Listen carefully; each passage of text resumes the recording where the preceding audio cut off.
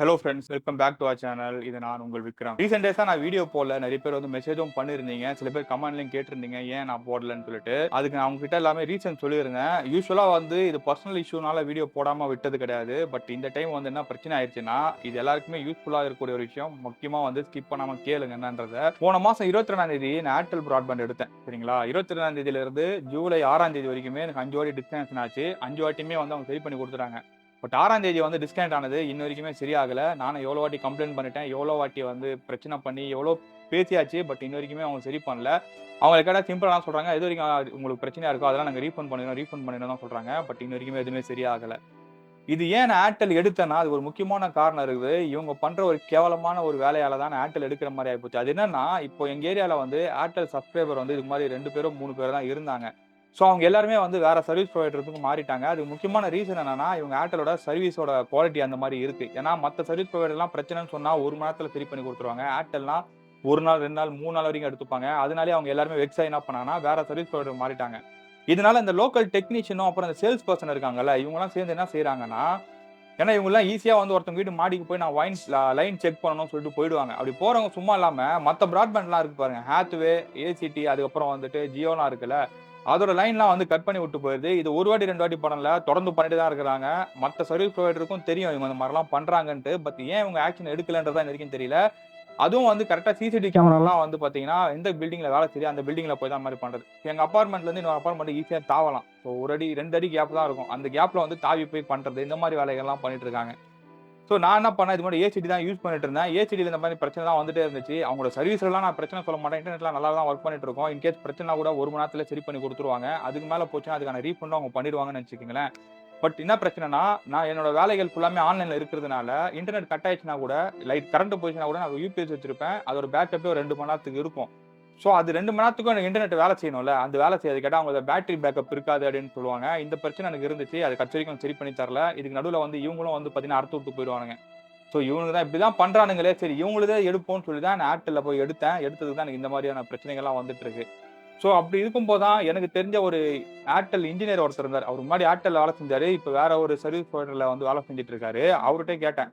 அவர்ட்ட கேட்டதுக்கு வந்து சிம்பிளா ஒரு நச்சுன்னு ஒரு எக்ஸாம்பிள் சொன்னாரு. அது இந்த எக்ஸாம்பிள் எப்படி இருந்துச்சுன்னா, "தம்பி நீ ஏர்டெல்ல காசு குடுக்குறதும், பிராஸ்டிட்யூட் கிட்ட காசு குடுக்குறதும் ஒண்ணுதான். பிராஸ்டிட்யூட் கிட்ட காசு குடுத்துட்டு அவங்க சர்வீஸ் ஒழுங்கா பண்ணா கூட உனக்கு அந்த காசு திருப்பி வராது. அப்படிதான் ஏர்டெல்லுமே. அவங்க கிட்ட காசு போயிடுச்சுன்னா திரும்பி வராது.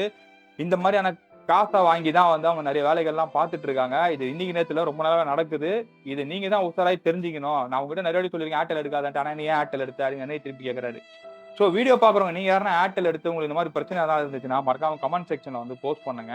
இது வந்து நம்ம ஒரு பெரிய லெவல்ல பிரச்சனை பண்ணா மட்டும் தான் இவங்களுக்கெல்லாம் புரியும். ஏன்னா, ஜியோல ஏத்துனா இவனுங்க ஏத்துறானுங்க ரேட் எல்லாமே பண்றானுங்க. பட் எதுவுமே வந்து கரெக்ட்டா இருக்கான்னா, எதுவுமே கரெக்ட்டா இருக்கிறது கிடையாது. இப்ப எனக்கு தெரிஞ்சு நெறைய பேர் வந்து பிஎஸ்என்எல் மாறிட்டாங்கன்னு நெனைக்கிறேன். பட் பிஎஸ்என்எல்லும் கூட கவர்ன்மென்ட்டோட இதுதாங்க. அதுவும் வந்து பார்த்தீங்கன்னா, அந்த அளவுக்கு சர்வீஸ் இருக்கிறதில்ல.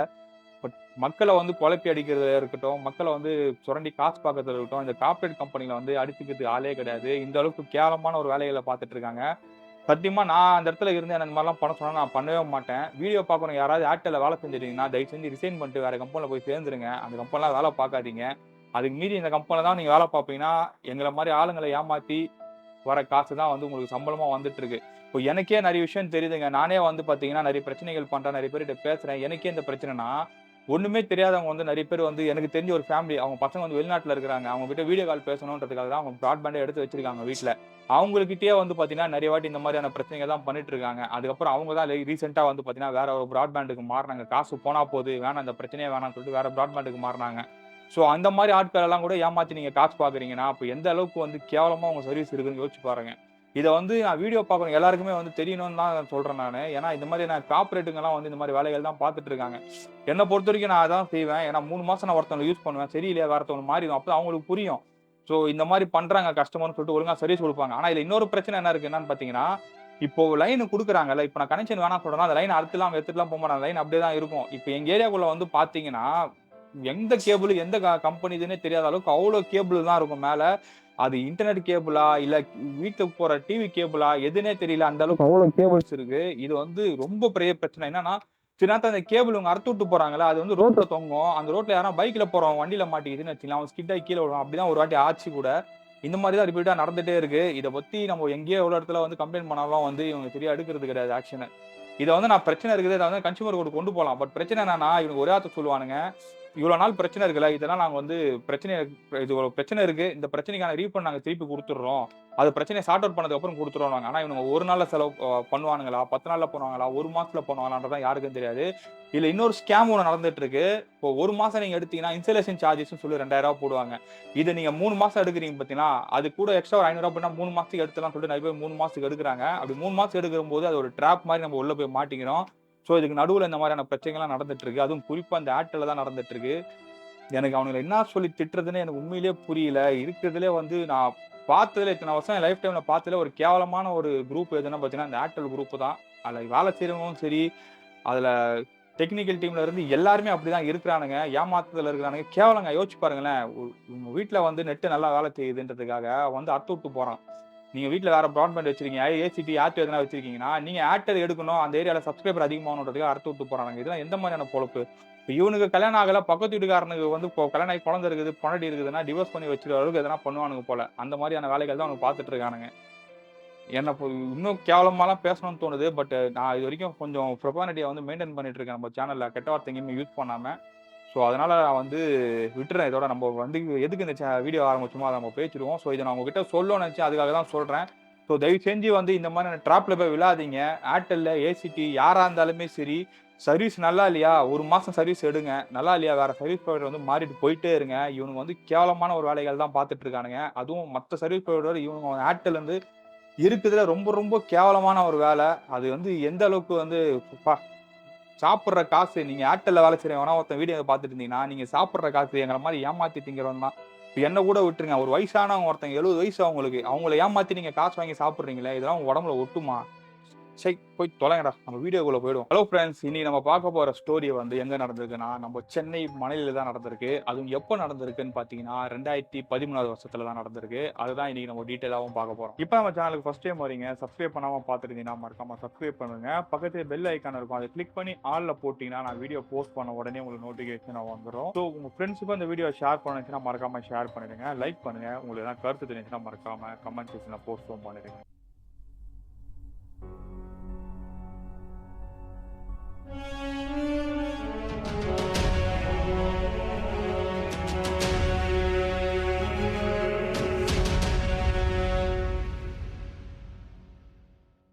இந்த ஸ்டோரிய நமக்கு ஷேர் பண்ண நேம் வந்து புகழ். இவரு கும்பகோணத்தை சேர்ந்தவரு. இவரு கெமிக்கல் இன்ஜினியரிங் முடிச்சதுனால, இவருக்கு மணலி பக்கத்துல இருக்கிற ஒரு கம்பெனில வேலையும் கிடைக்குது. ஸோ அந்த வேலைக்காக இவரு சென்னைக்கும் வந்து செட்டில் ஆகுறாரு. பட் இவருக்கு என்னன்னா, மணலி சுத்தி வந்து எங்கேயுமே இருக்கக்கூடாதுன்னு இவரு யோசிக்கிறாரு. அதுக்கு காரணம்னா, இந்த இடத்துல இருக்கிற பொல்யூஷன். அதனால அவர் என்ன பண்றாருன்னா, திருவத்தூர்ல ஒரு இடத்துல வந்து பார்த்தீங்கன்னா, வீடும் வாடகைக்கு பார்க்குறாரு. வாடகைக்கு பார்த்து, அந்த இடத்துல தான் இவரு வந்து தங்கிட்டும் இருக்காரு. டெய்லி அங்கிருந்து தான் இவரு வேலைக்கும் போயிட்டு வந்துட்டு இருக்காரு. ஸோ இவரு தங்கி இருக்கிற இடத்துல இருந்து ஜஸ்ட் சில கிலோமீட்டர் தூரம் தான் அந்த கம்பெனியும் கூட. ஸோ இவருக்கு எந்த ஒரு பிரச்சனையும் இல்லாம தான் டெய்லி போயிட்டும் வந்துட்டும் இருந்துட்டு இருக்காரு. அப்போ ஒரு பிரச்சனை நடக்குது. அது என்னன்னு பார்த்தீங்கன்னா, நெறைய பேர் திருவத்தூர்ல இருந்திருந்தீங்கன்னா தெரிஞ்சிருக்கும்னு நெனைக்கிறேன். திருவத்தூர்லருந்து மணலி போறதுக்கு அந்த ரயில்வே லைன கிராஸ் பண்ணி தான் போணும். அந்த டைம்ல தான் அந்த ரயில்வே லைன் கிட்ட வந்துட்டு பிரிட்ஜ் போறதுக்கான வேலைகள ஆரம்பிக்கிறாங்க. ஸோ அப்படி பிரிட்ஜ் போறதுக்கான வேலைகள் ஆரம்பிக்கும்போது, இவரால டைரக்ட்டா அந்த ரோடுக்குள்ள போக முடியாது. ஸோ இவரு வேற ஒரு ரூட் வழியா சுத்திட்டு தான் வந்து அந்த ஏரியாவுக்கும் போக முடியும். அவர் வேலைக்கு போனாலும் போக முடியும். ஸோ அப்படி ஒரு நாள் ஒரு செகண்ட் ஷிஃப்ட் முடிச்சுட்டு, நைட் ஒரு 11 மணிக்கா வந்து அந்த ரூட் வழியா வந்துட்டு இருக்காரு. அப்படி ரூட் வழியா வந்துட்டு இருக்கும்போது, ஒரு பெரியவர் வந்து பார்த்தீங்கன்னா, இவர்கிட்ட லிஃப்ட்டும் கேட்கறாரு. ஸோ லிஃப்ட் கேட்டு அவர் என்ன சொல்றாருன்னா, "தம்பி நான் பெரம்பூர் வரைக்கும் போனேன்ப்பா. இந்த டைம் பஸ் எதுவுமே இல்லப்பா" அப்படின்ற மாரி அவர்கிட்ட சொல்றாரு. அப்பதான் அவரு கேட்கறாரு, "ஐயா பெரம்பூருக்கு போணும்னா இந்த இடத்துல ஏன் நிக்கிறீங்க? நீங்க மணலிக்கு அந்த பக்கம் போயிருந்தா தான் உங்களுக்கு பஸ் கிடைக்கும்" அப்படின்ற மாரி கேட்கும்போது தான், இவரு என்ன சொல்றாரு, "இல்ல, இல்ல இப்ப கூட போனா ட்ரெயின் இருக்கும்பா. ட்ரெயின்ல நான் ஏறி போயிடுவேன்" அப்படின்ற மாரி அந்த பெரியவரும் சொல்லியிருக்காரு. ஸோ இவரு என்ன சொல்றாருன்னா, "ஐயா இங்க பிரிட்ஜ் வேலை நடந்துட்டு இருக்கு. என்னால இப்படி போனா ரயில்வே ஸ்டேஷன்லாம் உங்கள விட முடியாது. நானே வந்து இந்த பக்கம் தான் போகணும். ஆனா நீங்க இந்த டைம்ல போறது கஷ்டம்ன்றதுனால நான் உங்கள ரயில்வே ஸ்டேஷன்ல விட்டுடுறேன்" அப்படின்னு சொல்றாரு. அந்த பெரியவரும் சரிப்பா ரொம்ப நன்றிப்பான்னு சொன்னோனே, இவரு என்ன பண்றாருன்னு பார்த்தீங்கன்னா, மணலியிலிருந்து கிளம்பி இந்த வர இந்த சிபிசிஎல் கம்பெனி கிட்ட தான் அவர் பிக்கப் பண்றாரு. அங்கிருந்து லெஃப்ட் எடுத்து ஒரு ரோடுக்குள்ள போணும். அது இந்த பக்கிங்ஹாம் கேனல் வந்து ஒட்டுன மாரி அந்த ரோடு போகும். ஸோ அந்த ரோடுக்குள்ள போயிட்டு அங்கருந்து சின்ன சின்ன சந்து கிந்துலாம் பூந்து தான் வந்து தேரடியிலிருந்து தான் வந்து உள்ளயே வர முடியும். ஸோ அந்த ரோடு வழியா தான் இவரும் வந்துட்டு இருக்காரு. ஸோ அந்த ரோடு வழியா வந்துட்டு இருக்கும்போது, அங்க ஒரு டீ கடை இருக்கு. அந்த டீ கடையில வந்து என்ன பண்ணுவாங்கன்னா, இந்த ரசமலாய்ன்னு சொல்லுவோம் பார்த்தீங்களா? அந்த ரசமலாய வந்து வித்துட்டு இருக்காங்க. இத பார்த்தோனே, "தம்பி தம்பி கொஞ்சம் வண்டி நிறுத்தியேன்ப்பா" அப்படின்றாரு. "என்ன சார்ன்னு?" கேட்டோனே, "இங்கேயே இறங்கணுமா?" "இல்ல, இல்ல ஒரே நிமிஷம் இரு நான் வந்துடுறேன்னு" சொல்லிட்டு இவரு வேகமா அந்த கடைக்கு போயிட்டு, "தம்பி டீ சாப்பிடுறியான்னு?" கேட்கறாரு. "இல்ல டீலாம் வேணாம்" அப்படின்னு சொல்றாரு. ஸோ அதுக்கப்புறம் வந்து "ரசமலாய் எதனா வாங்குறியான்னு?" சொல்லி கேட்கறாரு. "இல்ல, இல்ல வேணாம் எனக்கு ஏதோ நான் வீட்டுக்கு போனா போதும்னு டைம் ஆச்சுன்னு" சொன்னோனே, அவரு என்ன பண்ணாருன்னா, அங்க ஏதோ பார்சல வாங்கிட்டு இல்ல பேர குழந்தைங்கலாம் வந்து வீட்ல வெயிட் பண்ணுவாங்கப்பா, அவங்களுக்காக தான் வாங்கிட்டு போறேன் அப்படின்னு சொல்லிட்டு, இவரும் என்ன பண்றாருன்னா, வண்டியில ஏறிக்கிறாரு. ஸோ இவரு வந்து பார்த்தீங்கன்னா, புகழுக்கு வந்து கொஞ்சம் எமோஷனலா டச் ஆகுது. அப்பா இந்த வயசுலயும் வந்து பேர பசங்களுக்காக இவ்வளோ பண்றாரே அப்படின்னு சொல்லிட்டு, சரிங்க ஐயா வாங்க உங்கள ரயில்வே ஸ்டேஷன்ல விட்டுறேன்னு சொல்லிட்டு, அங்கருந்து பொறுமையா வந்து இந்த மாட்டு மந்த வழியா வந்து ரயில்வே ஸ்டேஷன் விடுறதுக்கும் போறாரு. ஸோ அப்படி ரயில்வே ஸ்டேஷன் கிட்ட போகும்போது என்ன ஆகுதுன்னா, "தம்பி, தம்பி ஒரு இடத்துல நிறுத்துப்பா வண்டி" அப்படின்னு சொல்லிட்டு, அந்த இடத்துல நிறுத்துறாரு வண்டிய. நிறுத்துனோனே அர்ஜென்ட்டா அவரு ஒண்ணுக்கு வருதுன்னு சொல்லிட்டு போறாரு. ஸோ போன உடனே இவரு சரி வயசானவரு அதனால ஒண்ணுக்கு வரது போல அப்படின்னு சொல்லிட்டு, இவரும் வந்து வெயிட் பண்ணிட்டு இருக்காரு. பட் போனவர் வந்து பார்த்தீங்கன்னா, திரும்பி வரவே இல்ல. இவரும் வந்து சுத்தி முத்தி அங்க தேடிட்டும் இருக்காரு. எங்க போனாரு ஆள காணோம் அப்படின்னு சொல்லிட்டு இவரும் தேடிட்டே இருக்காரு. ஆனா அவர் ஆளையே காணோம். அந்த டைம் வந்து அந்த ரோட்ல வந்து ஒரு வாழைப்பழ கடை ஒண்ணு இருக்கு. அந்த வாழைப்பழ கடைக்காரரும் வந்து இவர பார்த்துட்டே இருக்காரு. பார்த்துட்டு கொஞ்ச நேரம் கழிச்சு கிட்ட வராரு. கிட்ட வந்து, "தம்பி என்னப்பா ஆச்சு? ஏன் இங்க என்ன தேடிட்டு இருக்க? எதனா காசு கீசு எதனா போட்டியா? இல்ல வண்டி சாவி எதனா போட்டியா?" அப்படின்னு கேட்கறாரு. இல்லங்கய்யா, ஒரு பெரியவர் வந்து இப்ப இறக்கி விட்டேன். பாத்ரூம் போறேன்னு சொல்லிட்டு போனாரு. போனவரு வரவே இல்ல. உள்ள போய் பார்த்தா ஆளே காணோம். அந்த பக்கம் போறதுக்கு வழியும் இல்ல. எங்க போனாரு தெரியலையே அப்படின்னு சொல்லிட்டு கேட்கறாரு.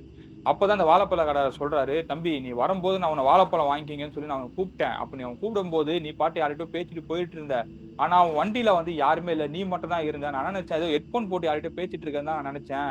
ஆனா நீ என்ன சொல்ற பின்னாடி ஒரு பெரியவர் இருந்தாரு இறக்கி விட்டேன்னு சொல்லிட்டு இருக்க. எங்க இருந்து வர? எந்த பக்கமா வர?" அப்படின்னு சொல்லிட்டு கேட்கறாரு. அப்படி கேட்டோனே அவர் சொல்றாரு, "ஐயா நான் இந்த மாரி மணலியில வேலை பார்க்குறேன். அங்கிருந்து தான் வந்து வீட்டுக்கு போயிட்டு இருந்தேன். இப்ப வீட்டுக்கு போற வழில இவரு பெரியவர பார்த்தேன். இவர ரயில்வே ஸ்டேஷன்ல விட்டுற முடியுமான்னு கேட்டாரு. இங்க பிரிட்ஜ் வேலை நடக்கிறதுனால சுத்திட்டு வந்தா விட முடியும்னு சொல்லிட்டு நான் சுத்திட்டு இந்த வழியா வந்தேன். வந்தவர் வந்து இந்த இடத்துல பாத்ரூம் இறக்கி விட சொன்னாரு. இறக்கி விட்டேன். இறக்கி விட்டதுக்கு அப்புறம் பார்த்தீங்கன்னா, ஆளையே காணோம் அப்படின்னு சொல்லிட்டு இவரும் சொல்றாரு. சொன்ன உடனே அவரு சொல்லி சிரிச்சுட்டே சொல்றாரு, "தம்பி இங்க நீ மட்டும் தான் வந்த. உன் பின்னாடி யாருமே வரல. போ" அப்படின்றாரு. ஆனா இவருக்கு வந்து டவுட் வருது. டவுட் வந்து என்ன பண்றாருன்னு பார்த்தீங்கன்னா, அங்கிருந்து திரும்பி என்ன செய்றாரு, அங்க ஒரு பேக்கரி ஒண்ணு பார்த்திருப்பாரு. டீ கடை. அந்த டீ கடைக்கிட்டயும் போறாரு. போயிட்டு அந்த டீ கடையில இருக்கிறவர பார்த்துட்டு, "அண்ணா கொஞ்ச நேரத்துக்கு முன்னாடி ஒரு பெரியவர் வந்தார்லண்ணே இங்க பார்த்தீங்களான்னு?" சொல்லி கேட்கும்போது, "எந்த பெரியவருப்பா? யாருமே வரலையே" அப்படின்னோனே, "இல்லண்ணே நான் தாண்ணே வண்டி நிறுத்துனேன். அப்பா நீ மட்டும் தான் வந்த. இங்க யாருமே நிக்கல. ஆனா நீ யார்கிட்டயோ பேசிட்டு இருந்த. நீ ஃபோன்ல தான் யார்கிட்டயோ பேசிட்டு இருக்கேன்னு நெனச்சேன். ஆனா நீ பெரியவர் வந்தாருன்னு சொல்ற. யாருமே இங்க வரல. வேணா இங்க சிசிடிவி கேமரா இருக்குது" அப்படின்றாரு. "இல்லண்ணே யாரோ ஒருத்தர் வந்தாருண்ணே. சிசிடிவி கேமரா ஃபுட்டேஜ் வேணா காட்டுமா இங்க பாருன்னு" சொல்லிட்டு அங்க லைவா ஓடிட்டு இருக்கு. அங்கிருந்து அவர் வந்த டைம் வந்து காட்டுறாங்க. பார்த்தா இவர் வண்டி மட்டும் தான் இருக்கு. அந்த இடத்துல வந்து யாருமே வரல. அந்த வீடியோல கூட வந்து பார்த்தீங்கன்னா, இது எப்படி சொல்றது? பேய் பிசாசு எதனா உருவம் ரெக்கார்ட் ஆகலாம். அந்த மாரி கூட எதுவுமே இல்ல. அப்புறம் என்ன செய்றாருன்னு பார்த்தீங்கன்னா, அந்த கடைக்காரரே சொல்றாரு. "எங்க இருந்துப்பா வரேன்னு?" கேட்டவுனே, "இந்த மாரி என் ஊரு இந்த ஊரு தாங்க. இந்த மாரி கம்பெனில வேலை பார்க்குறேன். இந்த மாரி வீடு இங்க தான் இருக்கு. இந்த பெரியவர் கேட்டாருன்னு சொல்லிட்டு தான் விட போனேன்" அப்படின்னு சொல்றாரு. ஸோ சொன்ன உடனே இவருக்கு வந்து பார்த்தீங்கன்னா, ஒரு மாரி ஒரு ஒரு டவுட்ல தான் இருந்துட்டு இருக்காரு. அப்ப அந்த கடைக்காரர் சொல்றாரு, "தம்பி அந்த ரோடுலாம் கொஞ்சம் ஒரு மோசமான ரோடு. நாங்களே வந்து இத்தன வருஷமா இந்த ஊர்ல இருக்கோம். நாங்களே யாருனா லிஃப்ட் கேட்டா ஏத்த மாட்டோம்பா. திருடனும் இருப்பான். நெறைய விஷயங்களும் அங்க நடக்கும். நீ எதுக்கு நிறுத்தி ஏத்துன? இதுக்கப்புறம் அந்த சைடு யார் வந்து நிறுத்தினாலும் கை காட்டினாலும் ஏத்தவே ஏத்தாத. வந்துட்டே இரு" அப்படின்ற மாரி அந்த கடைக்காரன் சொல்லியிருக்காரு. இவரு என்ன பண்றாருன்னா, ரிட்டர்ன் அங்கிருந்து பார்த்தீங்கன்னா, கிளம்பி போயிட்டு இருக்காரு. போயிட்டு இருக்கும்போது என்ன ஆகுதுன்னா, அதே பெரியவர் வந்து ரோடு ஓரமா நடந்து போயிட்டு இருக்காரு. அது இவரும் பார்க்குறாரு.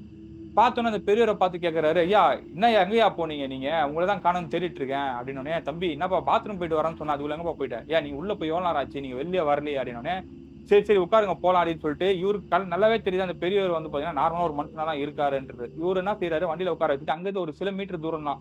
ஸோ அவர இறக்கி விட்டுறலாம்னு சொல்லிட்டு போகும்போது, இவரு என்ன செய்றாருன்னா, கண்ணாடிய அட்ஜஸ்ட் பண்ணி அந்த பெரியவர்கிட்ட பேசலாம்னு சொல்லிட்டு கண்ணாடிய அட்ஜஸ்ட் பண்ணி பார்க்குறாரு. அப்படி பார்க்கும்போது தான் தெரியுது, அந்த பெரியவர் வந்து பார்த்தீங்கன்னா, மூஞ்சி ஒரு சைடு ஃபுல்லா பயங்கரமா அடி வாங்கியிருக்கு. அதுவும் இல்லாம, இந்த மூஞ்சிக்கு கீழ வந்து இந்த தாடை இருக்கும் பார்த்தீங்கன்னா, அந்த தாடையே இல்ல. ஒரு பக்கம் தாடை உடைஞ்சு போயிட்டு, ஒரு மாரி ரணகொடூரமா தான் அவர் மூஞ்சியே இருந்துட்டு இருக்கு.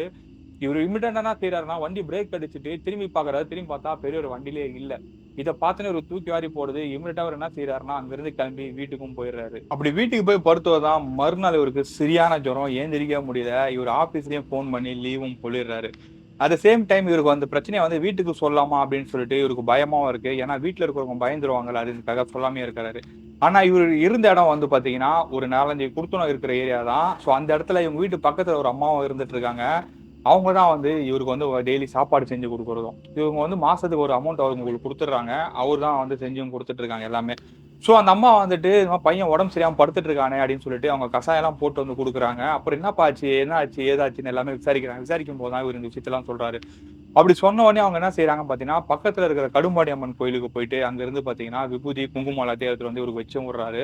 வச்சு விட்டுட்டு அப்புறம் அந்த அம்மா சொல்றாங்க, "தம்பி அந்த ரோட்ல ஏகப்பட்ட ஆக்சிடென்ட் நடந்திருக்கு. ஏகப்பட்ட பேர் செத்து போயிருக்காங்க. அது இல்லாம நெறைய திருட்டு பயம் உள்ள ஏரியாப்பா அது. நீ எப்படி நைட் டைம் அந்த சைடு பைக்ல வர, யாரோ ஒருத்தன் லிஃப்ட் கேட்டாங்கன்னு சொல்லி லிஃப்ட் குடுத்த. சரி இதுவே உனக்கு வந்து பேயா இருக்கவே வந்து பார்த்தீங்கன்னா பிரச்சனை இல்ல. இதே வேற எவனா இருந்து உன்ன லிஃப்ட் கேட்டு நீ அவன்கிட்ட போயிருந்தீன்னா, அவன் கண்டிப்பா உன்ன கொன்னுட்டு வண்டி காசெல்லாம் புடுங்கிட்டு போயிருப்பானே. என்ன பண்ணியிருப்ப? அப்பல்லாம் பண்ணாத. வீட்டுக்கு ஒரே பையன வேற சொல்ற. இந்த மாரிலாம் செய்யாதப்பா தம்பி" அப்படின்னு சொல்லிட்டு அந்த அம்மா என்ன செய்றாங்கன்னா, இவருக்கு கசாயம்லாம் குடுத்துட்டு போறாங்க. ஸோ அன்னைக்கு ஈவினிங்கே ஒரு கொஞ்சம் ரிலீஃப் ஆன மாதிரி ஆகுது. அதுக்கப்புறம் என்ன செய்யறாருன்னு பார்த்தீங்கன்னா, நைட்டு வந்து சீக்கிரம் தூங்கிடலாம்னு சொல்லிட்டு தூங்கிடுறாரு. அப்படி தூங்கும்போது இவருக்கு காது பக்கத்துல வந்து ஏதோ ஒரு சத்தம் கேட்குது. அந்த சத்தம் வந்து பார்த்தீங்கன்னா, இவருக்கு கனவுல கேட்கிற மாரி தான் இருக்கு. ஆனா அது கனவுலன்றது கொஞ்ச நேரத்துக்கு அப்புறமா தான் தெரியுது. அந்த பெரியவரோட குரல் தான் இவருக்கு கிளியராவும் கேட்டுட்டு இருக்கு. இவரு கண்ணு முழிச்சு பார்க்குறாரு. கண்ணு முழிச்சு பார்த்தா, இவரு பக்கத்துல வந்து அந்த பெரியவர் நின்னுட்டு, "தம்பி இந்தாப்பா பாசுந்தி சாப்பிடுப்பா, பாசுந்தி சாப்பிடுப்பா, பாசுந்தி சாப்பிடுப்பான்னு" சொல்லிட்டு சொன்னதையே வந்து பார்த்தீங்கன்னா, அவர் திருப்பி திருப்பி சொல்லிட்டே இருந்துட்டு இருக்காரு. இவரும் வந்து, "ஐயா பெரியவரே நிறுத்துங்க, நிறுத்துங்க, நிறுத்துங்கன்னு" சொல்லிட்டு இவரும் சொல்லிட்டே இருக்காரு. ஆனா அவர் திரும்பி திரும்பி வந்து, அந்த "தம்பி பாசுந்தி சாப்பிடு, பாசுந்தி சாப்பிடு" அப்படின்னு சொல்லிட்டு இருக்காரு. பட் இவரு என்ன நினைச்சுட்டாருன்னா, கனவுல தான் நடக்குதுன்னு நினைச்சுட்டு இருக்காரு. ஆனா ஒரு லெவலுக்கு மேல தான் இது கனவுலன்னும் தெரியுது. ஏன்னா அந்த டைம் இவரு ஃபோனுக்கு வந்து ஒரு நோட்டிஃபிகேஷன் வருது. அப்பதான் அவருக்கு புரியுது, இது கனவு கிடையாது உண்மையா நடக்குதுன்னு சொல்லிட்டு அந்த நோட்டிஃபிகேஷன பார்த்துட்டு பார்க்குறாரு. அந்த பெரியவர் அந்த இடத்துல இல்ல. ஸோ இவன்ட்ட அவரு என்ன பண்றாருன்னா, அவருக்கு தெரிஞ்ச சாமி எல்லாத்தையும் கும்பிட்டுட்டு மறுபடியும் வந்து படுத்து தூங்கிடுறாரு. மறுநாள் காலையில எழுந்திரிச்சு வேலைக்கும் போயிடுறாரு. ஸோ அந்த வாரத்துல அவருக்கு வந்து ஃபர்ஸ்ட் ஷிஃப்ட் தான். ஸோ ஃபர்ஸ்ட் ஷிஃப்ட் முடிச்சுட்டு சாயங்காலம் சீக்கிரமா வீட்டுக்கு வந்துடுறாரு. ஆஃபீஸ்ல போய் யார்கிட்டயுமே இத பத்தி எதுவுமே சொல்லிக்கல. ஸோ அன்னைக்கு வீட்டுக்கு வந்தவுடனே என்ன செய்றாருன்னா, இவர் பக்கத்திலேயே ஒரு ஜிம்முக்கு இருக்கு. அந்த ஜிம்முக்கு போயிட்டு வந்துட்டு சீக்கிரம் வந்து பார்த்தீங்கன்னா, ஒரு 8 மணிக்கெல்லாம் வந்து படுத்துடுறாரு. அன்னைக்கு நைட்டும் இதே மாரி ஒரு பிரச்சனை நடக்குது. "தம்பி இந்த மாரி பாசுந்தி சாப்பிடுப்பா" அப்படின்னு சொல்லிட்டு அந்த பெரியவர் திருப்பி அதே தான் சொல்லிட்டு இருக்காரு. இவரும் வந்து பார்த்தீங்கன்னா, என்ன பண்றதுன்னு தெரியாம பெட்ஷீட்ட இழுத்து போட்டு பயங்கரமா வந்து மனசுக்குள்ளேயே சாமியெல்லாம் கும்பிட்டுட்டு படுக்கவும் செஞ்சுறாரு. இந்த மாரி பிரச்சனை தொடர்ந்து ஒரு ஒரு வாரமா வந்து கன்டின்யூ ஆயிட்டே தான் இருக்கு. கன்டின்யூ ஆயிட்டே இருக்கும்போது, ஒரு நாள் காலையில ஒரு ஆஃபீஸ் கிளம்பிட்டு இருக்காரு. ஒரு 5:30 மணிக்கெல்லாம். அந்த டைம் வந்து அவங்க அம்மா அந்த பக்கத்து வீட்ல இருக்கிற அந்த அம்மாவும் வந்துடுறாங்க. "தம்பி இந்த வீட்ல வந்து உனக்கு ஏதோ பிரச்சனை இருக்கிற மாரி தெரியுது. நான் சொல்றத ஒழுங்கா கேளு. பக்கத்துல வந்து பால்முனீஸ்வரன் கோயில் இருக்குது காவலிப்பட்டியில. அங்க போயிட்டு அந்த சாமிய கும்பிட்டு வந்துரு. சரியா போயிடும்" அப்படின்ற மாரி சொல்றாங்க. ஆனா இவரு வந்து பார்த்தீங்கன்னா, அந்த அளவுக்குலாம் கேட்கல. ஏன்னா இவங்களோட குலதெய்வம் வந்து வேற. ஸோ இவங்க இது மாரி சொல்றாங்களே, நம்ம எப்படிப்பா அத பண்றதுன்ற மாரி தான் யோசிக்கிறாரு. அப்போ அந்த அம்மா சொல்றாங்க, "தம்பி நீ அதெல்லாம் யோசிக்காத.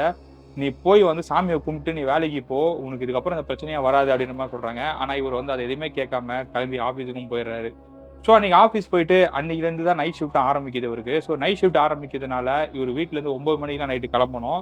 ஸோ இவரு என்ன செய்றாருன்னு பார்த்தீங்கன்னா, அன்னைக்கு வீட்டுக்கு வந்துட்டு எல்லாத்தையும் குளிச்சுட்டு அன்னைக்கு நைட்டே மறுபடியும் கெளம்பி போணும். ஏன்னா ஒரு கிரிட்டிக்கலான ஒரு வேலை இருக்கிறதுனால, அன்னைக்கே நைட்டு கெளம்பி போணுன்றதுக்காக, நைட் வந்து குளிச்சுட்டு அன்னைக்கு நைட்டே கெளம்பி போறாரு. ஸோ அப்படி போயிட்டு இருக்கும்போது, அதே பெரியவர் வந்து அங்க ஒரு சின்ன ஒரு பிரிட்ஜ் மாரி ஒண்ணு இருந்துட்டு இருக்கு. அந்த பிரிட்ஜோட ஓரத்துல வந்து பெரியவர் வந்து உட்கார்ந்துட்டு இருக்காரு. கையில அதே பைய வச்சுக்கிட்டு. இவர பார்த்துட்டு மறுபடியும் கை காட்டுறாரு. இவரு நிக்காம அங்கிருந்து பார்த்தீங்கன்னா, வேகமா வந்து வண்டிய ஓட்டிட்டு போறாரு. அவரு வண்டி ஓட்டிட்டு போயிட்டு இருக்கும்போது, கொஞ்ச நேரத்திலேயே ஒரு சைட் மிரர பார்க்குறாரு. இவரு தூக்கி வாரி போடுது. அந்த பெரியவர் அங்க உட்கார்ந்துட்டு இருந்தார்ல, அதே பெரியவர் வந்து ஒரு வண்டியிலேயே உட்கார்ந்துட்டு இருக்காரு. சேம் அன்னைக்கு முன்னாடி பார்க்கும்போது மூஞ்சிலாம் டேமேஜ் ஆயிட்டு இருந்ததுல்ல. ஆனா அந்த மாரிலாம் எதுவுமே இல்லாம மூஞ்சி வந்து நீட்டாவும் இருந்துட்டு இருக்கு. இத பார்த்தோனே ஒரு வண்டிய வந்து பார்த்தீங்கன்னா, ஓரமா நிறுத்திட்டு அங்கருந்து இறங்கி ஒரு 100 அடிக்கு தூரத்துக்கு ஓடியே போயிறாரு. ஓடி போயிட்டு அங்க நின்னு வண்டிய தான் பார்த்துட்டு இருக்காரு. அந்த பெரியவர் வண்டி விட்டு இறங்காம வண்டியில தான் உட்கார்ந்துட்டு வந்துட்டு இருக்காரு. இவரும் டைம பார்க்குறாரு. ஷிஃப்ட்க்கு டைம் ஆச்சு. எப்படியாவது போயிடணும்னு சொல்லிட்டு இவரு கிட்ட போயிட்டு, "ஐயா பெரியவரே தயவு செஞ்சு உங்கள கெஞ்சி கேட்டுக்கிறேன். இந்த மாரிலாம் பண்ணாதீங்க. எனக்கு பயமா இருக்கு. நான் வீட்டுக்கு ஒரே ஒரு பையன். இந்த மாரிலாம் பண்ணாதீங்க." அப்படின்ற மாரி வந்துட்டு அந்த பெரியவர போய் ரொம்ப வந்து இவரு கெஞ்சி கேட்கிறாரு. அப்புறம் ஒரு கட்டத்துல வந்து, "என்ன உங்க பேரனா நெனச்சுக்கங்களேன். பேரனா நெனச்சுக்கிட்டு நீங்க இங்கிருந்து போங்களேன். ஏன் போக மாட்டேங்கிறீங்க?" அப்படின்னு சொல்லிட்டு அந்த பெரியவர பார்த்து இவரு கெஞ்சவும் கேட்கிறாரு. அப்படி கேட்கும்போது அந்த பெரியவர் சொல்றாரு, "நான் குடுக்குற பாசந்திய வாங்கிட்டீன்னா, நான் ஏன் உன் கூடயே வரப்போறேன். வாங்கிக்கப்பா. நீ என் பேரன் மாரி தான்ப்பா. வாங்கிக்கப்பா." அப்படின்னு மறுபடியும் சொல்றாரு. இல்லாத பாஸ் வந்து எங்கேருந்து வாங்குறதுன்னு சொல்லிட்டு ஒரு மறுபடியும் கிட்ட சரி குடுங்க அப்படின்னு சொல்லி கேட்கிறாரு. குடுங்கன்னு கேட்கும்போது, அவரு பையிலேருந்து ஒரு டப்பாவ எடுத்து ஒரு கையிலயும் குடுக்குறாரு. அத குடுத்துட்டு அங்கேயே அவரு மறைஞ்சும் போயிடுறாரு. ஆனா, இவரு அந்த டப்பா வாங்குன மாரி இருக்கு. ஆனா, அவரு கையில எந்த ஒரு டப்பாவுமே கிடையாது. ஸோ, அதுக்கப்புறம் இவரு என்ன செய்றாருன்னா, "போதும்டாப்பா இங்கேருந்து" அப்படின்னு சொல்லிட்டு மறுபடியும் அங்கேருந்து கிளம்பி ஆஃபீஸுக்கும் போயிடுறாரு. ஸோ, அதிலிருந்து 1 மாசத்துக்கு இவருக்கு எந்த ஒரு பிரச்சனையும் கிடையாது. ஆனா, இவரு வண்டியில அந்த சைடு போகும்போதெல்லாம் அந்த பெரியவர வந்து பார்த்தீங்கன்னா, எங்கேயாவது அவரு பார்க்குற மாரி தான் இருக்கு.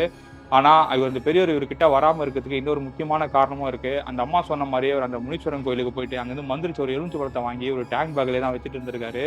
ஸோ, அதுலேருந்து அந்த பெரியவர வந்து அந்த சைடு போகும்போதெல்லாம் அவர் பார்க்க தான் செய்றாரு நைட் டைம்ல. ஆனா, அந்த பெரியவர் வந்து பார்த்தீங்கன்னா, இவர ஃபாலோ பண்ணி வரதாக இருக்கட்டும், இல்ல ஒரு வண்டியில ஏறி உட்கார்றதா இருக்கட்டும், இந்த மாரி விஷயங்கள்லாம் அவர் எதுவுமே பண்றதில்ல. ஸோ, அதுக்கப்புறம் வந்து அவர் அங்கிருந்து பார்த்தீங்கன்னா, வேற ஊருக்கு வந்து ட்ரான்ஸ்ஃபர் ஆகியும் போயிட்டாரு. இப்ப அந்த ஊர்ல போய் கல்யாணம் ஆயிட்டு, அங்கேயே வந்து ஃபேமிலியோட செட்டில் ஆயிட்டாரு. இப்ப அவருக்கு அந்த மாதிரியான பிரச்சனைகள் எதுவுமே இல்ல அப்படின்ற மாரி தான் நம்மகிட்டயும் ஷேர் பண்ணியிருந்தாரு.